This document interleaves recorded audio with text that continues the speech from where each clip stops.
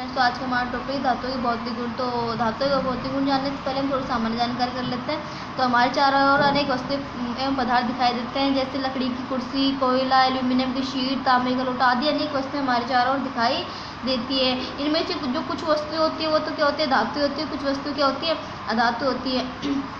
तो किस प्रकार जान सकते हैं कि कौन सी वस्तुएं अधातु होती है, कौन सी वस्तुएं धातु होती है। ठीक है, धातु और अधातुओं को उसके भौतिक और रासायनिक गुण के आधार पर जाना जा सकता है। ठीक है, तो हम पहले ले लेते हैं धातुओं के भौतिक गुण। तो धातुओं के भौतिक गुण यानी भारी संरचना के आधार पर धातुओं की पहचान। ठीक है, तो पहले लेते हैं भौतिक अवस्था। तो भौतिक अवस्था में ले लेते हैं, सामान्य ताप पर अधिकांश धातु होती है ठोस अवस्था में होती है। फॉर एग्जांपल जैसे कोई भी लोहे का टुकड़ा ले लीजिए आप, या कोई भी चांदी का टुकड़ा ले लीजिए, आप उसको दबाएंगे तो आसानी से नहीं दबता है। तो क्या कहलाती है, धातुओं की क्या कहलाती है, कठोरता कहलाती है। यानी धातु क्या होती है, सामान्य ताप पर कौन सी अवस्था में पाई जाती है, कठोर ठोस अवस्था में पाई जाती है। पारे को मरकरी बोलते हैं, Hg बोलते हैं। एकमात्र ऐसी धातु है जो सामान्य ताप पर कौन सी अवस्था में पाई जाती है, द्रव अवस्था में पाई जाती है। क्या है, एक अपवाद है। ठीक है, उसके बाद लेते हैं रंग। जो धातु का रंग कैसा होता है, तो अधिकतर धातु रुपैली या धूसर रंग की होती है। ठीक है, उसके बाद लेते हैं चमक। धातु की चमक किस प्रकार होती है, धातु में विशेष चमक होती है जिसे क्या कहते हैं, धात्विक चमक। तो आप सोने को जब आप रगड़ोगे किसी कपड़े से तो उसमें क्या एक चमक उत्पन्न हो जाती है, क्योंकि वो प्रकाश को क्या करती है, परावर्तित करती है, जिसके कारण क्या हो, एक चमक उत्पन्न हो जाती है। ठीक है, तो यानी जो धातु होती है क्या कैसी होती है, चमकीली होती है। उसके बाद लेते हैं कठोरता।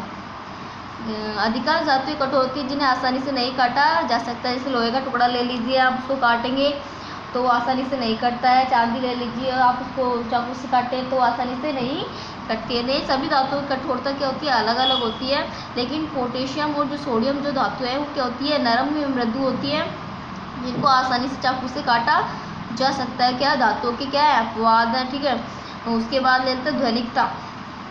धातु ध्वनि उत्पन्न करती है, धातु में ध्वनिकता का गुण पाया जाता है। जब आप दो धातुओं को आपस में टकराएंगे तो क्या होती है, उनमें ध्वनि उत्पन्न होती है। जैसे आप दो स्टील के बर्तन ले लीजिए, आप उनको आपस में जब टकराएंगे तो उनमें ध्वनि उत्पन्न होती है। स्कूल में जो बैल बजती है उसमें ध्वनि उत्पन्न होती है। तो क्या हम कह सकते हैं कि जो धातुओं में ध्वनिकता का गुण पाया जाता है।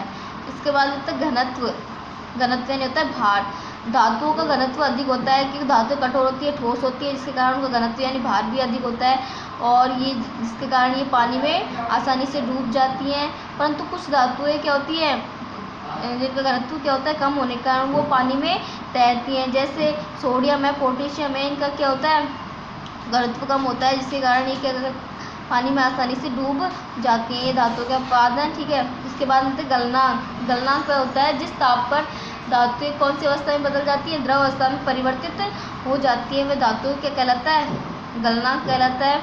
ठीक है, तो धातु कठोरता के कारण के गलनांक भी उच्च होते हैं, क्योंकि धातु कठोर होती है, ठोस होती है, तो इनको द्रव अवस्था में परिवर्तित करने के लिए भी अधिक ताप की आवश्यकता होती है। ठीक है, जैसे ले लेते हैं लोहा। लोहे को द्रव अवस्था में परिवर्तित करने के लिए 593 डिग्री सेल्सियस तापमान की आवश्यकता होती है। तो एक तरह से बहुत अधिक तापमान है जिस पर ये जो लोहा है वो द्रव अवस्था में परिवर्तित होता है। ठीक है, उसके बाद गैलियम एक ऐसी धातु है जो हथेली पर रखने पर ही कौन सी अवस्था में परिवर्तित हो जाती है, द्रव अवस्था में परिवर्तित हो जाती है।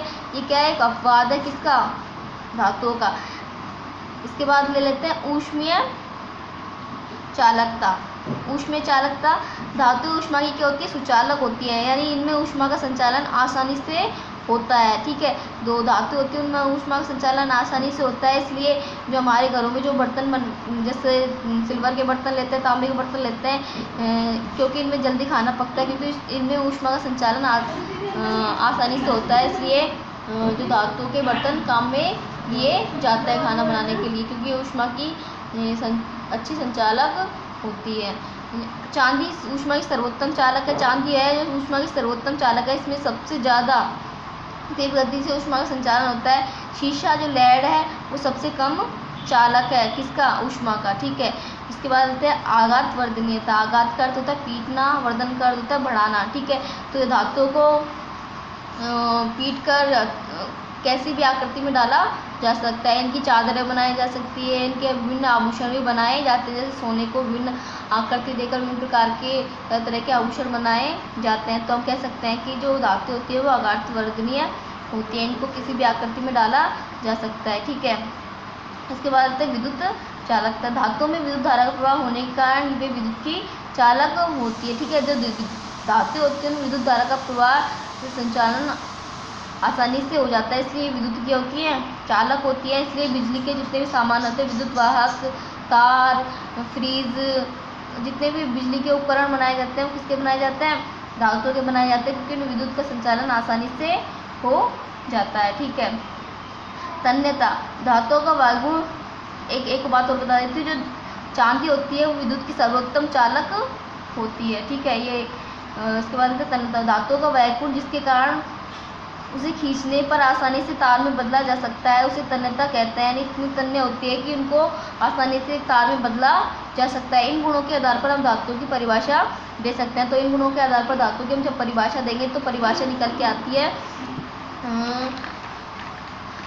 अतः ऐसे पदार्थ जो कठोर, चमकीले, अगाध वर्णनीय, तन्य, ध्वनिक, ऊष्मा, विद्युत के सुचालक होते हैं, धातुई कहलाती है। तो अब भौतिक गुणों के आधार पर हम धातु की परिभाषा दे सकते हैं आसानी से। इसके बाद जो हमारा नेक्स्ट टॉपिक है वो होगा धातु और धातु के रासायनिक गुण। ये नेक्स्ट टॉपिक में पढ़ेंगे। तो आज के लिए बस इतना ही। वीडियो अच्छा लगा तो लाइक ज़रूर करना। धन्यवाद।